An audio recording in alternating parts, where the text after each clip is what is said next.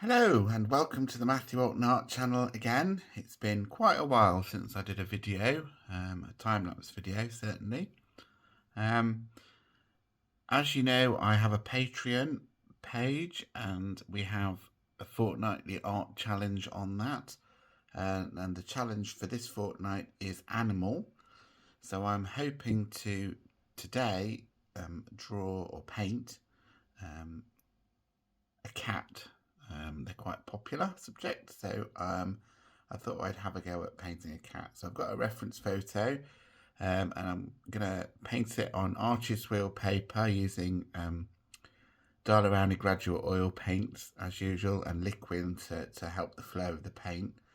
But the first stage of that is to actually just draw out quite accurately where the cat on the reference photo is on my square bit of paper. It's quite a small painting I'm doing, 15 centimeters by 15 centimeters.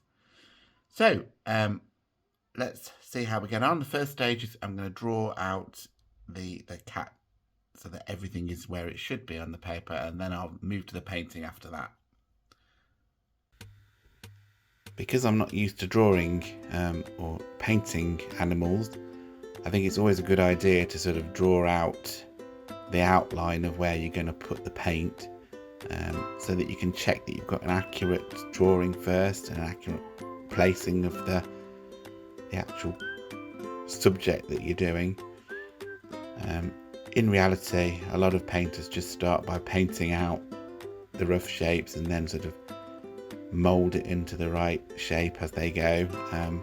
I'm not confident enough to do that really with animals, so I think the pencil sketch is helping me lay everything out accurately.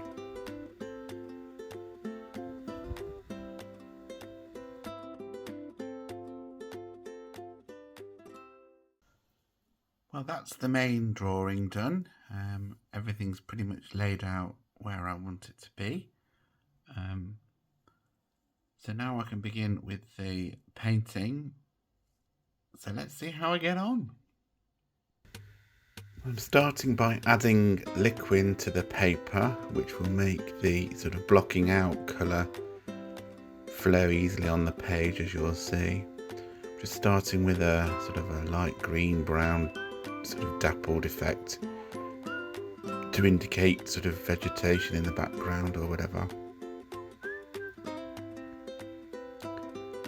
Trying to spread it out because when the liquid is still quite wet, you get brush marks in the thinner paint. So I'm just trying to sort of blend it in so there aren't any too many brush marks, or ugly brush marks at least.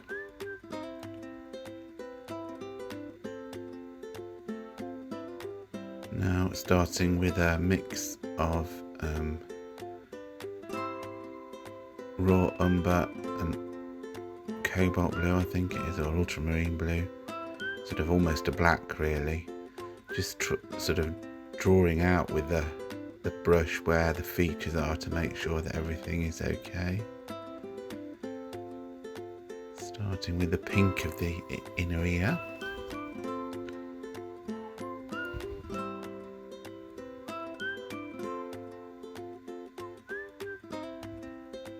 The eyes are very small and the facial features are very small on this painting, with it being only 15 by 15 centimeters.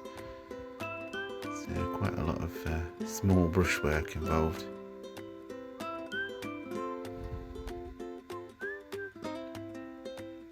The eyes sort of are a bluer green in the centre and a yellower green at the outside, so I'm trying to indicate that. And then adding the pupils. Adding some speckles around the edge of the iris. And now what I'm doing is, you'll see for most of the rest of the painting really, I'm adding the colours of this cat. It's a tortoiseshell cat, so there's browns and a bit of orange, blacks and whites in the fur, and I'm adding patches of that where I see them on the reference photo, but trying to do the brush strokes in the angle that the fur grows to sort of indicate the shape of the face.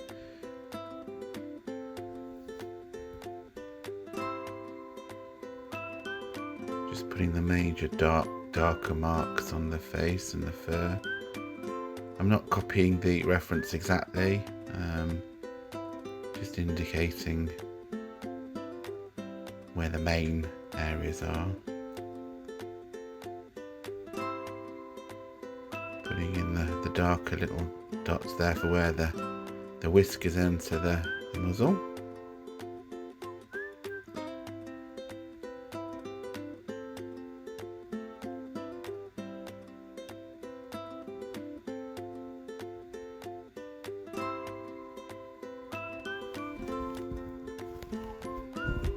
The highlight on the eye, which sort of makes those pop a little bit.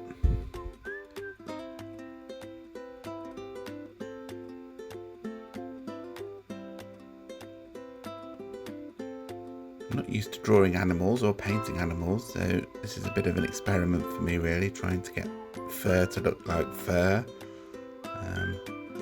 Now there's lots of hairs inside the ears that sort of grow across the front of the ear. I'm adding.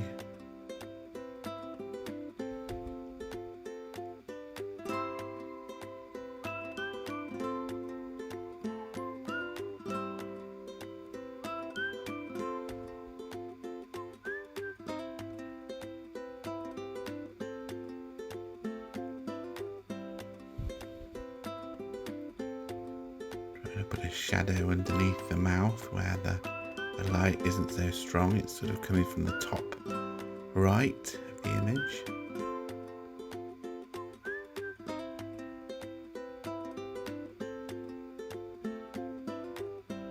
And there's some darker fur under the head altogether where the light isn't hitting it so much. Slightly different technique here. I'm sort of adding the darker patches, and then I will go over the edge of those with lighter paint to sort of indicate the fur, and also put darker paint over the lighter areas of the fur. And by building up the edges like that, they become less like patches. And you can see on the darkest bit of fur there is some white that's going in front of that to add to the fur-like nature.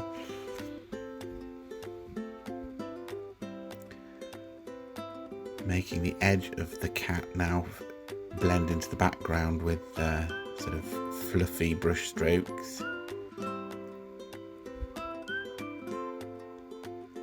And you can see all I'm doing here is very generally doing brush strokes of different colours and tones over the patches of dark to sort of indicate the way that the fur is growing on the cat.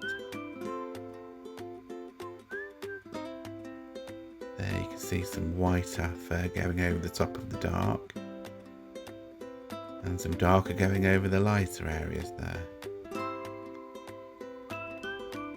So it's a bit of toing and froing now doing this, so I'm happy that it looks fur-like.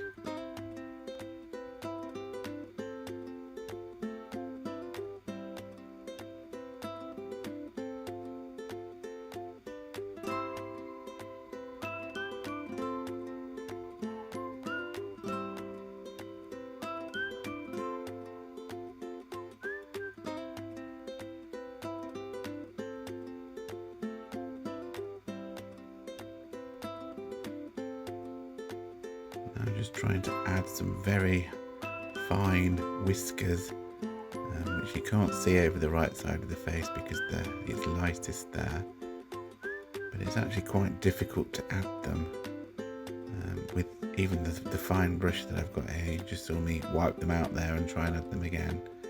They're not perfect, but they give the effect of whiskers. And that's it, signed. Just tidying up round the ears because it looks like there's a glow around the cat, which isn't what I want, so I'm just darkening up right up to the edge of the ears, where the fur of course isn't as fluffy around the edges.